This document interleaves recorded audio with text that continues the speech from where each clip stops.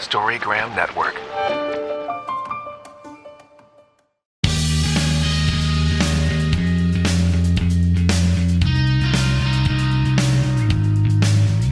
Hello, we are the Sonoma Community Center podcast, a place of creativity, connection, and community. We highlight the artists, teachers, and the community that come through the doors of our historic brick building, often called the heart of Sonoma. We share local tips and shout-outs to our home, Sonoma Valley. And we are your hosts, Molly Spencer. Gerardo Diaz. We are the engagement team of the Sonoma Community Center. Woo, woo.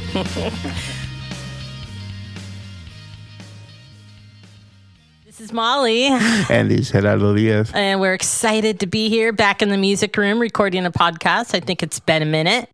Yeah, I feel like I say that every time we do a podcast. It's been a while. It's been a while, but it is after Labor Day. And, well, as I said before, days, it's man. so hot. So Yeah. it just feels like the summer never ends. I feel like a gum in the pavement, you know, just hot melted. Hot melted Yeah, gum. yeah. Yes, that's a really nice. You look nice. You can't say that to me anymore, Molly. I know. That's harassment. That's what I heard, you know. Oh, boy. Anyway, it's all good. It's there for a reason. And we took harassment training today, as well as many other things as we're kicking off another fall. Can't believe it's September already. I know. It's like unbelievable. We have so many classes. Today's the first day of our after school kids coming back here. And that's exciting. And you kick off culinary tomorrow with them. Yeah. What are you cooking? We're making Navajo tacos. Oh, what's inclusive of that? It's almost like a Taco Bell, to be honest. It's almost like a gordita. Okay. Like a puff, you know, fried, Yeah. deep fried bread pretty much. And then you do like ground Corn? beef. Yeah. And then you do ground beef, but I'm going to incorporate the three sixers. So it's going to be squash, corn, and beans. So it'll be nice. And then some shredded cheese and there's some tomatoes, you know. Okay. It's going to be nice. Kids are going to love it. I know. I always hope I'm here on cooking day. Anyway, there's a ton going on here. The kids are back. Dance classes have started for all the little kid dancers out there. And Gerardo, you're like Oprah. Don't we have a few scholarships available out there for people that would like to participate? Yeah, just send us an email. Fill out the form. You know, I'm there just looking at him every day. All day. He's our Oprah. He is literally the person to talk to if you want to try any class. And there are classes disclosed for adults too. People on fixed income or... I'm in Oprah just because all these people, amazing people that donate money to us. Exactly. So And I'm going to lead right into that as well. One thing we have coming up at the beginning of October is the Muse fundraiser. And this is a ticketed event, and it is there as our largest fundraisers to raise money for honoring our Muse, Sonoma Plein Air Foundation, which is a fantastic group. Not only do they support artists around the world, but they give back locally to the schools and to us. They've given over 20 years, I think they've given us money for scholarships. So come celebrate them. And that's going to launch me right into someone that is joining us today that we just roped into being at the Muse. But that's a surprise. In which way? Sophia De Leon Sanchez. Did I say the whole thing? Is that right? Okay. My incredibly formal sounding name. Yes. I'm so happy to be here with you guys. Thank you for having me. And it was just kind of a last minute thing, but I'm just happy to be here for sure. Well, if people didn't know yet, we were trying to go to video, but we're not quite there yet. We got some missing parts in action on the video front. Somebody stole our laptop, by the way. Yeah, it's kind of sad. But Sophia and I met, I think it's almost been like a year, maybe a year and a half now. Yeah. I started looking around the community center building, and there was these beautiful flyers of a flamenco dancer wanting to teach lessons. I'm all, wait a minute. Come teach with us. Sophia, where are you from? I'm from Chicago. Okay. Mm-hmm. Were you born there? Mm-hmm. Yeah, I was born there. Spent most of my life there. I moved to Florida for about 10 years, but then spent most of my life in Chicago. Our last resident was from Chicago, remember? That's right. Yeah. Yeah. Exactly. Yeah, we can get to Chicago days for sure. But flamenco, you are a flamenco teacher, and I know you're a performer and have all sorts of talents. Musician? Yes. So I sing. I play mostly guitar and ukulele. and dabble in a bunch of other instruments. Me and my partner, Frank Orrall, he has a band as well. Poi Dog Wandering, right? Yeah, Poi Dog Pondering. Pondering. Yeah. Okay, not wandering. They're mostly based out of Chicago, but he's doing shows in the Bay Area soon, and he's moving out this way. So, we're hoping to get some music going out here as well. And yeah, I was performing a lot in Chicago, mostly dancing. I had other bands there. We did Brazilian jazz kind of music like that. But kind of a wide ranging genre of music. So yeah, it's nice to be out here. It's just been incredible. I've met such amazing people like you, Molly, and you, Gerardo, and there's just such a wealth of talent out here. It's just unbelievable. I can't believe when I look in the paper. I'm just going to call it the paper. It's the Index Tribune, okay? But it's such a local. But really, Tim Curley, who does a great job over there reporting the music scene, just amazing. And it's like almost a whole page, a half a page. And that's usually just for a couple of weeks. So in fact, speaking of the paper, they had the best of nominees. I saw your name in there. Really? I did. Oh, I missed that. Yes. Oh God, that's a huge honor. I can't believe that. Hey, I voted. So anyway, that's so funny. You were gone. I think it was over the summertime. Yeah. Oh, geez. Well, I'm definitely planning on sticking around much more and just really digging my roots in here. It's been over a year since I moved out here. I moved out in April last year. And it's just been wonderful getting to meet everybody and just starting to kind of be part of the music scene and also this beautiful community center. Yes. Where it's just absolute endless source of inspiration and just, like everything that's cool is going on here. It's just amazing to be part of it. And it's true. It's pretty fun. It's pretty energetic right now. And I think people can feel that. And I know that you have done flamenco workshop for us before, as well as a class. And we're hoping to get that back up on board as well pretty soon here. Your dad, I know you've shared a little bit about your family history before. We're little Sophia. You're born in Chicago? Yes. Latina, yes. So my dad is Mexican, Lebanese, a little Spanish. Mexican, Lebanese. That's a good combo. That is a good combo. And then on my mom's side is like Scottish and Romanian, a little bit of French. So it's just like total mix of everything. True gypsy. The Lebanese, they actually brought the al pastor tacos to Mexico. Nice, yeah. I learned something new every day when you were on this. So, El Pastor came the Lebanese way? Yeah, so they used to have the shawarmas, that's what it was.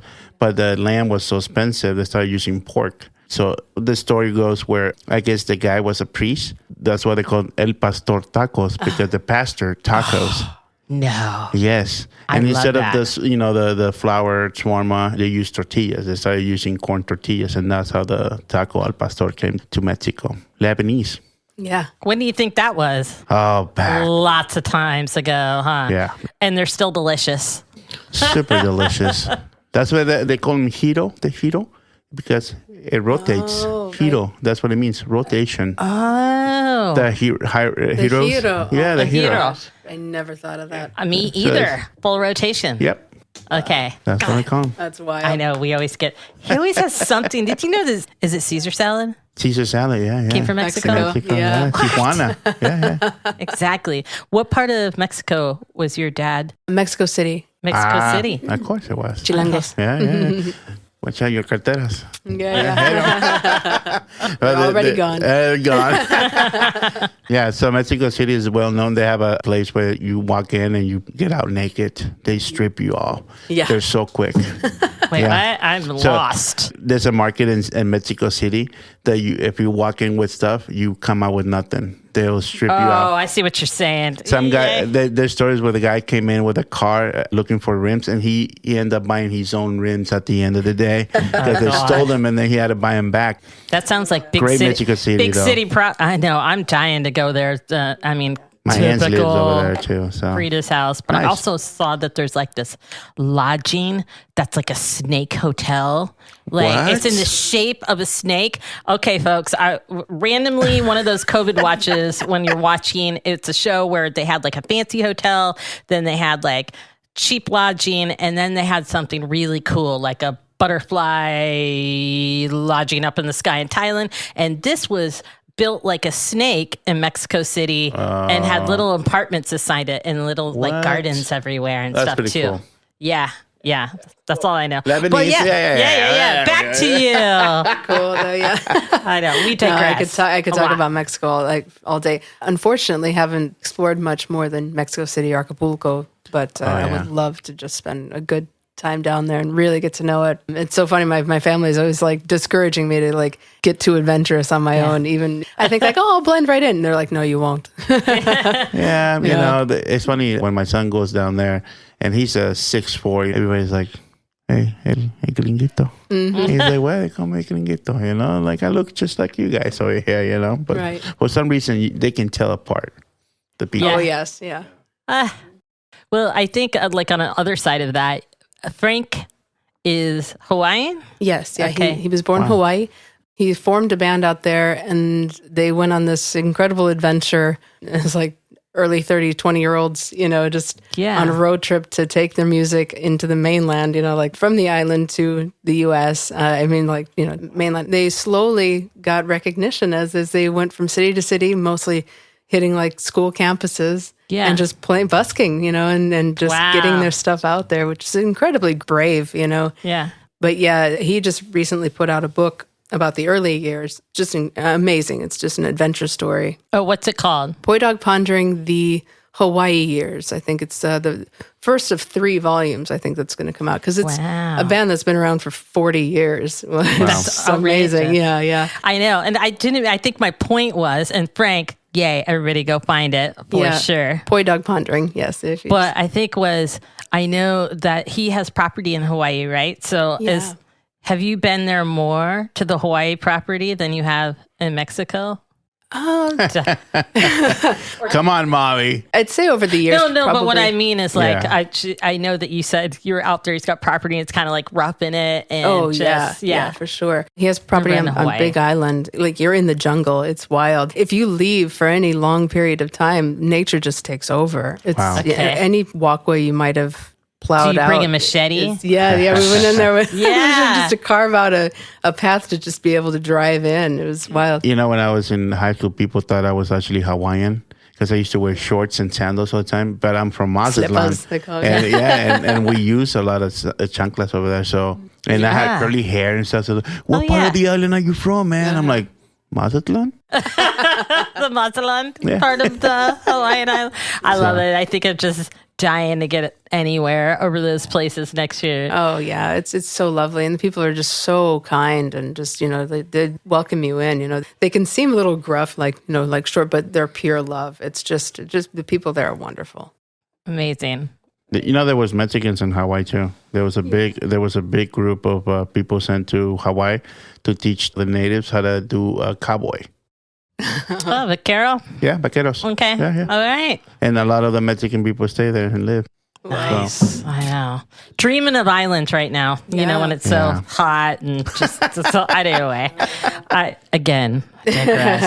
Okay, back to little Sophia. But you were born in Chicago. That's right. Yes. Mm-hmm. And what was that like when you were growing up? Oh my gosh, it was super multicultural, super like just you were just immersed in everything, because it's just, you know, I was in the middle of the city. I wasn't really. I didn't live in the suburbs. I lived. You're a city kid, right? Yeah, pretty much like, you know, not downtown, but, you know, maybe about 5 miles north. Not even. Yeah. So.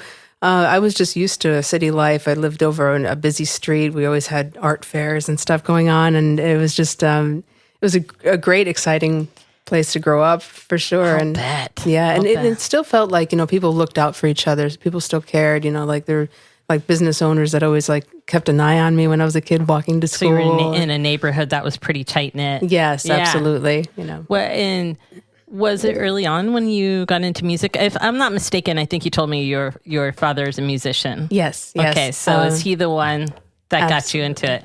Mm-hmm. Yeah, my dad plays guitar and he sings, and he used to have a career like more in Acapulco. He sang in all these venues, all sorts of genres, you know, in piano bars or like with mariachis or whatever. You know, so every kind of music he was doing pretty much all week. What's your dad doing on Dia this year? Yeah, I should get him out here for sure. That'd be super great. So did your dad teach you how to speak Spanish? Yes. Yeah, I actually spoke Spanish before I spoke English. I was surprised. I'm like, you know, a lot of people don't speak Spanish now, you know.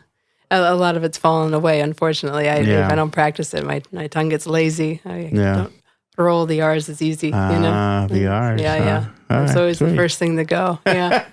But never had it. Yeah. I really tried, but actually my tongue is like, know that like connecting part of your tongue? Yeah. It probably should have been clipped at some point, but it's really I had a short friend tongue. who had it clipped though, a long time ago when he was young. Yeah. I imagine if I grew up in the Mexican culture and I couldn't roll my R's. Oh my gosh. Yeah. I'd have to have that thing clipped. We just look at you and be like, Molly? I only know that because my friend, one of their friends at school in 8th grade, he can't roll his R's. And they all tease him. I actually, Sophia, thought you were a no sabo kid, No sabo. No sabo? That means, I don't know. That's what we call the young kids now that don't know how to speak Spanish. Because they go, no sabo. That means, I don't know. If you talk to them in Spanish and they're like, no sabo español. Oh, no. They don't even say it right. Que vergüenza. No vergüenza. Gutiérrez, No sabo español. No. Sí hablo español, pero necesito la práctica. Sí, no. Hablas mejor que otras personas. So. Sí. No, you do good. My Duolingo is failing me right now.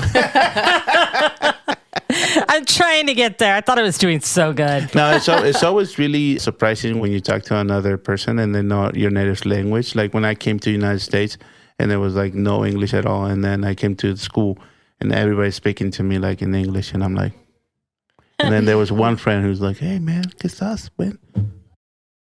Melted. Yeah. Like, you're my best friend now, man. So it's always really good to all those people that knows how to speak Spanish, Yeah, absolutely. I mean, feels to welcoming. me, in California, it seems like it's actually a disservice for someone to not know Spanish. I know it is for me, or hingent, but I think like if young kids are going into the working world, for them to not know Spanish is a disservice. Like everything needs to be bilingual. They're missing out on the money. Yeah, it's true. Yeah. Okay, back to your little. You're running around the city neighborhood. Dad's teaching you how to play guitar. Yeah. So one of the first songs I ever learned was Eleanor Rigby on the guitar. My dad had a Beatles chord book, and I just sat down and like, okay, and he taught me how to strum basic chords, pretty early on. My mom also was very instrumental in my artistic development as well. She got me into ballet pretty early, and I was probably like, I don't know, 4 or 5. I can't remember how. I was pretty young. But I remember being frustrated because even at that age, I was kind of aware of flamenco. And I was like, that's what I want to do. But there really wasn't any kind of program around when I was a kid for that. So, my mom put ballet is like ballet. Pretty what they have the one nutcracker sort of Spanish flavor with a fan player. Yeah. Which was a great foundation. I'm, of course, forever grateful for it. I do regret leaving dance for a good chunk of my life. When my parents split up, I moved to Florida with my dad, with his family down there, because I was an only child. So he had family down there, and he thought, it'd be good for you to be around kids your age, and which was good because I got to connect with my Mexican side of my family. I really got to sort of immerse myself in that culture more than I was. Mexicans in Florida, huh? Yeah, wow. They do exist, yeah. Got to kind of beat away the Cubans a little bit. Yeah. No, this is ours. Wow. But we weren't anywhere near Miami. It was like the middle part of the state on the East Coast. So by like Cape Canaveral, we're like NASA and all that stuff. Yeah, interesting. That's where I was living. The Rockets. Yeah. So how did you become a flamenco dancer? Well, when I was living in Florida, I got involved in a community theater. And there I was able to get back into dance. It was like I got crash courses in tap and modern and whatever was needed for whatever show. And that was super fun. But at the same time, I was still sort of frustrated. I wanted to get back to Chicago. I missed living in the city. Florida was nice, but I just wanted to go home. So when I moved back to Chicago, one of the first things I did, apart from getting a job, was I sought out like the first flamenco teacher I could find. It was just like I soaked it up like a sponge as quickly as I could. Took every class, every workshop I could do for years. How old were you at this point? I was, pretty late for a dancer. I was 24. That's when I started dancing too. Yeah. And so not a little bit younger, but not much. Right. The beautiful thing about flamenco in particular is that there is no expiration date like there is for ballet. It's like, you get to a certain age, it's just like, well, you're never going to be able to do that stuff, like certain things. But with flamenco, it's like you could dance until you drop dead. You could just keep going. And, the older you are, the more respect you get in the community because you're like, you're still in Flamenco is Spanish, right? Yes. Spanish? Mm-hmm. Spanish. I always get it confused with tango. That's Tango's Argentinian, Argentinian, right? yeah. That's very common. A lot. Yes, I get that a lot. Is it flamenco has a word for like a meaning like flamenco, like... Duende. What was it? Duende? Okay. Yeah, so that's when the spirit takes you over. If you're really like in the moment and passionate, like the music is really like touching you. It's like that. They call it the duende. It's when you're not even thinking about steps anymore. You're just, you're having sort of like an out of body experience. And it's super powerful and you can see it happen, in a dancer. So much from learning just the basics and stuff too. I think it's there because it's really, instead of a performance, you're doing it on stage so much. It's so immersive with your musicians. Yes. Am I right? Absolutely. Because, you're really just taking that in. It's almost like this conversation you're having. It's such an energy over tango. Flamenco is mostly a solo performance. Yes. You'll see companies that do groups of dancers that will either do the whole dance or parts of the dance in unison. And that's impressive. It's amazing that everybody can get the same footwork very synchronized. So it sounds just like one pair of feet. That's amazing to me. But typically you do see just one dancer at a time. You will see like there are dances like sevillanas that are danced as a couple. And, that's lovely. Does it, and I don't know this for sure, because sometimes it seems like, and I'm probably just looking at old pictures that I'm obsessed of flamenco dancers. It's almost like you're sitting around, you're outside. It's got very much of a culture of outside, get together, have some drinks, musicians playing music. Is it typical that sometimes there will be several flamenco dancers and taking turns getting up, having the music? Like, you can hear me now. Oh, absolutely. Yeah, they call it like a tablao, where it's sort of a jam, where people just get together. And you think of where this stuff came from like the caves of southern Spain, where all these Romani gypsy people either working or coming back from work and just making their dinner and getting the community together. And then they would sit around and all the guitar players would start strumming and then all the singers would come out. And then anybody that danced came and did their part. And I always think like California culture. I mean, it's not the same, but we love being outdoors here. It's the same kind of, on the West Coast. It's very similar to the old days of eating outside, drinking, being with family, like everything's outside as long as we can be there. And unlike going back to New York, even in the summertime, it's so hot and there's just all these green hills everywhere, but you don't see one person out there. What? It's kind of interesting. Yeah. Unless it's based around like a lake or a suburb, like a city and stuff, but more in the outskirts. Out here, we're like, how much room we got? So for my neglectful, No, I love that. I love being outdoors. And so I just really was able to just feed that need out here in California more than even Chicago. Chicagoans, we lose our minds in the summer. We definitely want to be outside. Yeah. But there aren't a lot of outlets to really get into nature. You have to really seek it out or drive 40 miles away just to get into some woods or whatever. So to have such beautiful nature just outside your door is just unbelievable to me. I know. I think we take it for granted sometimes. That and the rattlesnakes. Right. Not too fond of those. So you start doing flamenco. Are you learning from, it's such a passed on, clearly, tradition. I mean, most dances, you're learning from someone before you that learned from someone before you. At some point, did you have an opportunity to go to Spain? Or how did start working with some pretty well-known people that you were excited about as far as choreography went? Yeah, I know early on I didn't feel confident enough to even go to Spain. I was like, no, I'm not even at that level yet. That would be so intimidating. It's like going to Russia. It wasn't until Let me take class with these pros. Yeah, it wasn't until much later that I felt, okay, now I'm ready. And it was still a very short trip. And I didn't get as much as I wanted to, but it was still a great opportunity. You spent a little extensive time over there this year, though, this past summer, right? Yeah. Mostly just Barcelona and Madrid. I didn't get to go to Andalusia, which, was heartbreaking. But that's the next trip for sure. Like I was going with my partner, Frank, because he was performing with a band that was touring out there. So those just happened to be the cities that they were doing in Spain. And it was lovely to be there. Barcelona is just gorgeous, and it definitely has a nightlife that I can totally get on board with, because it's just like, it's 10 o'clock. There's plenty of places to go and still to get dinner. It's just amazing, So, unlike Sonoma. Yeah, I know. Here it's 9 o'clock. Yeah, Nothing here. I know.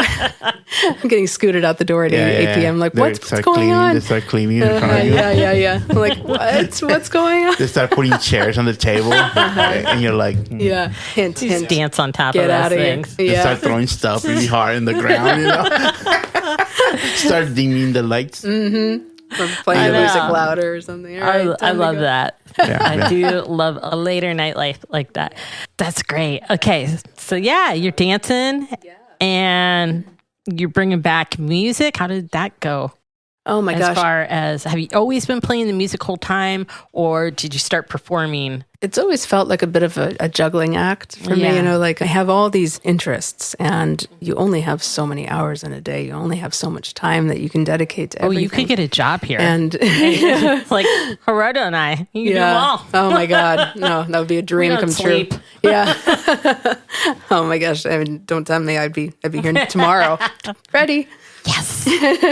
Yeah, I am super passionate about music, about singing, about dancing. And so any 5 minutes that I can get, I'm trying to practice on an instrument, even if it's something that it's a little outside of my grasp. Like, say, for instance, Frank gave me a cello for my birthday 2 years ago. Yeah. Just slowly kind of getting familiar with it, and I'm seeking out a teacher. So shout out to anybody in Sonoma if there's not any cello teachers. I think I know a cello teacher. I'm pretty sure. Oh my gosh, that'd be fantastic. Because I've been looking into like pedal. But does Frank, he doesn't know how to play the cello that he gave you? Unfortunately, no. What a guy. He's an excellent percussionist, and he plays beautifully on the guitar, but not so much cello. He's like, here, honey, learn how to play cello, huh? That's how Jesse's similar. We're right across the street, and Jesse's the same way. He plays guitar, and he learned a certain way that really made sense to him.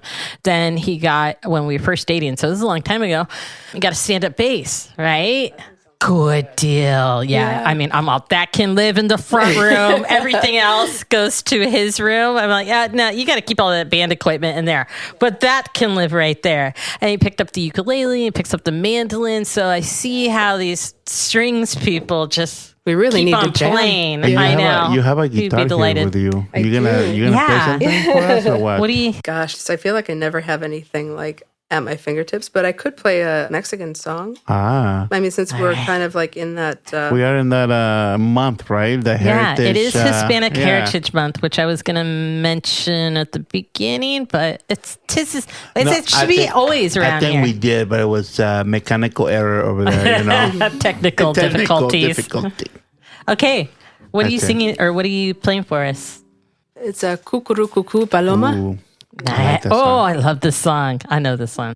Let's see if I can refresh it.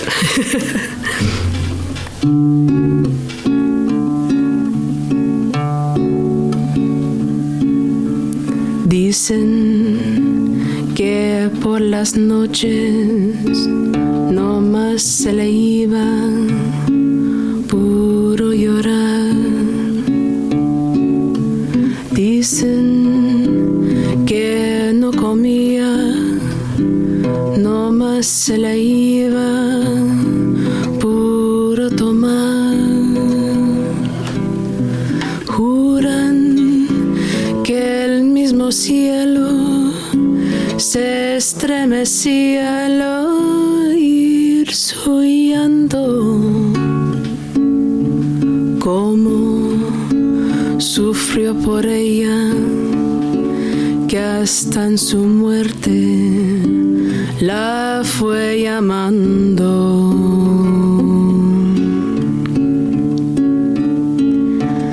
Ay, ay, ay, ay, ay.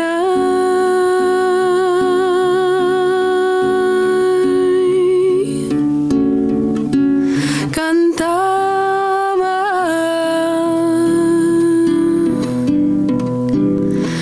Ay, ay, ay, ay, ay.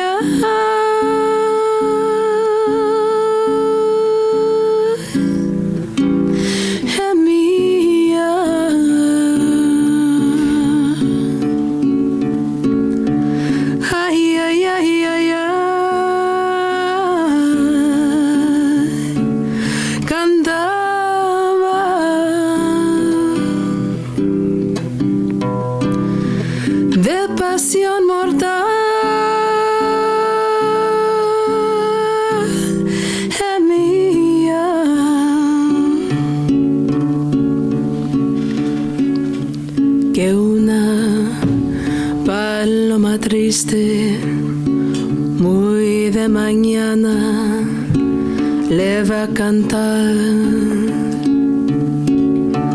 a la casita sola con sus puertitas de par en par. Juran que esa paloma no es otra cosa más que su alma.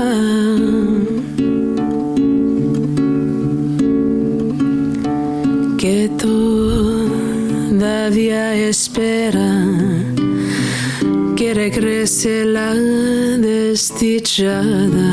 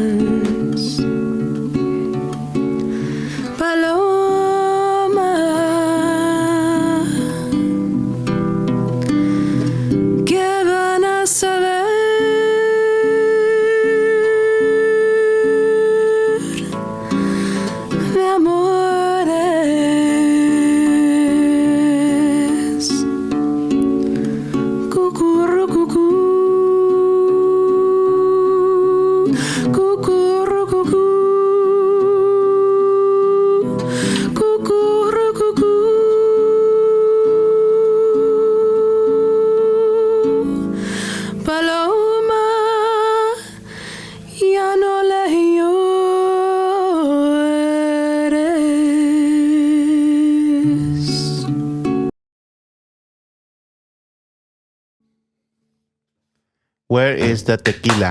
You know? Brava! Thank you. Oh man, Gracias. that like gave me back. That took me back chills. like in the when the Ligilierillas, were singing back in the days, Yeah.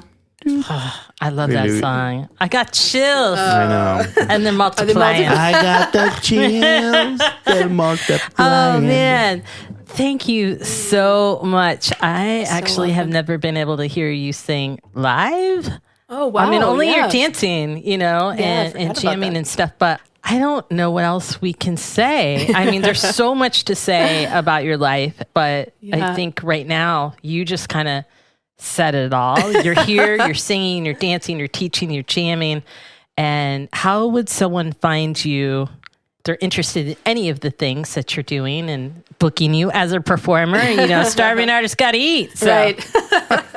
Yeah, if anybody wants to get a hold of me, I'm on any social media, Sophia with a PH, De Leon, like Ponce de Leon, Sanchez. So Sophia De Leon Sanchez. I'm on Instagram, Facebook. That's also my email. It's Sophia D as in David Sanchez @gmail.com. Sophia D Sanchez. Have you teaching kids before, like maybe how to dance flamenco? Yeah, just super basic movement, but I would love to do it. Oh man, it would be amazing. That'd be a nice kids class, and then do a performance at the end. Yeah. With the Oh my kids. gosh. Yolanda's daughter, she came to Braulio the other night, right? And she was so excited because although she's doing ballet hispanico and that kind of stuff, she's like, Mom, I really want it, because they have this other roots as well. I really want to do the flamenco. And she came to that one workshop. Oh, gosh, and she was just mesmerized by you. Made her night by dancing with her Oh, it's that so night. sweet to see Nice. her. Yeah. Yeah. That'd be nice to do some classes like that for kids. Yeah. I would love agree. to. I agree. What else can we say? I mean, I won't even ask if she likes Mexican food. Of She likes course, Mexican Well, what's food. your- what's your favorite place? Supuesto. Oh my gosh. Here in Sonoma. It's actually La Hacienda. I think that's, Yeah. I mean, that was my favorite place. now we're gonna put out our unofficial favorite. Costa Tacos. Costa's Tacos. You ever They had just got a Costa new Tacos? truck. Oh. Delicious. Yeah, you'll find them on the Here we Fridays in the morning At the farmer's market, they've got a new Okay. truck as opposed to just a tent. The Sonoma Brewery. I think you'll find them there too. Tuesdays, Wednesdays. Thursdays, there's Thursdays kind of across from La Hacienda. They were for a while, but I didn't see them. Right. We went looking last week. Those are really good. And what's your favorite plate though? Like favorite dish, Mexican dish? When it's done well, I really like lengua. I mean, like when it's done well. Tongue, I mean, there's so really? Yeah. And I mean, and salsa verde. When it's done right, it melts in your mouth. In your mouth. Yes, exactly. So there's a place actually. What does it taste like? Nothing. Nothing. Nothing. But it just melts in your mouth, and it has a butteriness to it. You know, it's really nice. Like lobster. There's a place. Place in Napa called Taco Chavez. He only serves what is the tongue, cheeks, and head. Oh, that's the best part. Cabeza. Yeah, cabeza. And they just like melt, and then they have like really spicy, because it doesn't have any flavor. None of those places have flavor, so it has a really spicy sauce though. And you eat it, and it's like, oh my gosh! Like but I think just because it's so close, but it's so close delicious. to the bone. Yes. It gets all that flavor. It's delicious. I mean, I do love carnitas when again when they're done well. That's actually my favorite thing in Hacienda is like we get the fajitas, but with carnitas. It's carnitas fajitas. Oh yeah, it's so good. It's for me. It's Saturday and Sundays carnitas. My kids in the morning, that's what we eat, tacos. So one of those Mexican places here, they sell carnitas, and then there's a woman in the back doing tortillas, fresh made. Oh wow! What store is that? Okay. I'll say it. El Coyote. Okay. Yeah. Really good carnitas. Oh yes, I think I've tried them before. They're right next to the dollar store. Yes. Okay. Yes. Yeah. Delicious carnitas. Oh, they got the skin in there. Oh, it melts in your mouth. Yeah. And you can actually make a taco out of the skin. Really? Oh yeah. It's delicious. I'm a big fan. I mean, lucky you have Frank cooks delicious food. Oh my gosh. Too. Yeah. So, I mean, like, this is the thing that kind of brought us together because we're both kind of multifaceted, like, and we do so many different things, you know? And so I think that's how we're able to kind of just play off of each other, just like, okay, you do that and you do that. And so, you know, not only is he a musician, he's a fantastic percussionist. He plays various bands, and he's also a chef. He's studied being a chef for decades. And so what he started doing about maybe 20 years ago is these private events where he goes to people's homes and he makes these incredible dinners. And he can do like parties or small intimate things with maybe like 6, 7 people or up to maybe like 20. It gets a little hairy when it's a little more than 20. It's totally possible, but you know, we have to bring in extra sous chefs and stuff like that. I help him on these events and party foul, recording foul. Oh man, well, you know, there's always opportunity over here in the culinary kitchen. You're looking at the man. So he specializes in. He does a lot of dishes from Hawaii, obviously, like kalua pork, and poke has become so ubiquitous. You see poke everywhere, but it's not really done in the true Hawaiian sense. So he really is trying to bring it back to like what it's really about. Yes, absolutely. Yeah. People would love that kind of workshop. That would be amazing. And he's perfected like the perfect broth. I mean, like it's a beautiful thing. My doors are open for Frank. Bring Frank. My doors.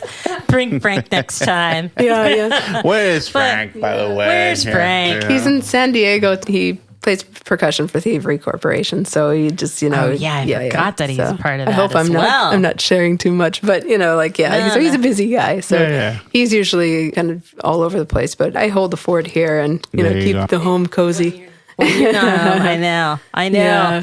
Hey, it's hard work, man. Home is hard work, man. Home is really hard work. I stayed for 2 years, and after 2 years, I'm like, I want to go back to work. I'm at work, and my house is in total neglect. I mean, she can see it. She's across the street. Gardens in disarray. Oh, Things so you are both live by my mom. Yeah. Really? His mom lives 2 houses down neighbors, from me. No way. Oh, this is great. We're all close on Riverside. You know, Riverside used to be like a vacation. It used to be a resort back in the days. And where you're at, it's pretty apparent. It's little when cabins. The creek actually had water. Yeah. You could still go down there in the 80s. Yeah. Well, even in the 90s when I was here, we used to swim in Larson Park. I mean, that thing was actually super high. Larson Park, it was, I forget when it was. It was before, we had a banner year. I want to say before COVID, maybe 2018, 2019. It was still pretty deep and it was nice down there. We used to dive from trees. Wow. It was that deep. There was a big fish in there too. Big fish. Yeah, not anymore. Yeah. But maybe someday. Ankle Never water. say never. Right. Yeah. Yeah, we did a video where I was, we work on music videos and stuff because it's just another thing I do. But I was out wading in the creek, and I was like, oh, this is nothing, That was summer last year, and it was like maybe up to my knees. And then the winter hits, and everything starts to thaw, and so moving into spring, that thing was just raging down. I was like, oh my gosh, that was the same creek I was just wading around in. Yeah. So it has its moments, but it never stays, unfortunately. No. Yeah, we used to, by San Leo's, the church, Agua Caliente. We used to walk through the marsh in there. Beautiful. It was nice and deep. I mean, Boysonook didn't have nothing to us. I mean, Gerardo's also a fisherman, so. Oh, I'm a nice. fly fisherman. Well, Oh, wow. I'm going to give my wife a fly rod. Like, come on, learn how to fly cast, ma'am. I dated a fly fisherman in my 20s. Yeah. So I've been in slews a lot. Oh, nice. I respect it, but I'm like, you're on your own now.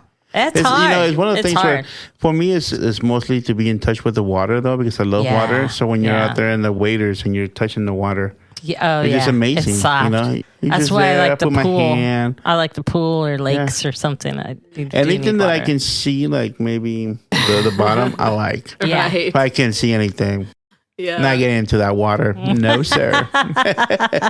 I've always loved the Scary. ocean, but always been afraid of the ocean as well. I'm in awe of it. As a kid, I remember watching like Jacques Cousteau videos and just being just like, oh my God, just enamored with that life of just going out into the ocean, the wild water like that. But That's I'm my also husband. like, oh, I used scared to of love it. ocean. Well, I grew up right there. My home is like 3 blocks from the beach, and I used to love it. And then one time I went in there and I got rolled by some waves. I'm like, no more. Washing machine. That was the end of my surfing career too. Jesse's like, I thought I knew it. And you really have to listen and know when those waves are coming. And I got tumbled. And then I was surfing in Baja, and that wasn't so bad, but I was always getting a little scared to get into the deep end as well. Right. Otherwise, you get a breaker. Yeah. Neck breaker too close to the shore. But Frank is an amazing bodied surfer. He knows he knows the flow of it. He knows. He doesn't use the a board? pattern. No, he used to. He used to be a board surfer. Those are pretty cool. Yeah, but that. knowing how to ride work the with wave. the waves. And Jesse does that too. Yeah. Yeah, my uncles were really crazy. They used to look for ciclones, storms. Yeah. So they can go surfing. Yeah. I'm like, my grandma's like, where are you going with your surfboard? It's like, I'm going surfing, women. The waves are big right now, And I'm like, it's like houses were getting thrown, Now's the time. Yeah. Something to be said for those watermen, though. Yeah. They know.